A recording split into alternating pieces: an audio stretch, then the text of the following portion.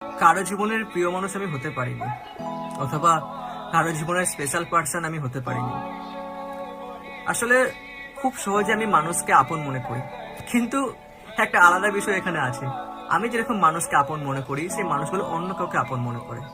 তাদের সেই আপন লিস্টে আমি থাকি না, তাদের সেই প্রায়োরিটি লিস্টে আমি থাকি না। আমি মাঝে মাঝে বড্ড বোকা হয়ে যাই, কারণ আমি মানুষকে খুব সহজে বিশ্বাস করি, কিন্তু সেই মানুষগুলো বিশ্বাস করে আমাকে কোনো কথা বলতেও চায় না। তো হ্যাঁ, আমি তো এরকমই, যে সবার লাইফে সব ভালো মুহূর্ত থেকে বাদ যাই, কিন্তু যখন কারো খারাপ সময় মনে পড়ে বা কারো যখন দরকার লাগে, তখন তাদের আমাকে মনে পড়ে।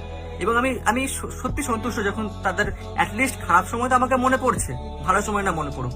কিন্তু ব্যাপারটা হচ্ছে এটাই যে হ্যাঁ, আমি কারো লাইফে কোনো স্পেশাল পার্সন হতে পারিনি, না কারো লাইফে কোনো স্পেশাল মানুষ হতে পেরেছি।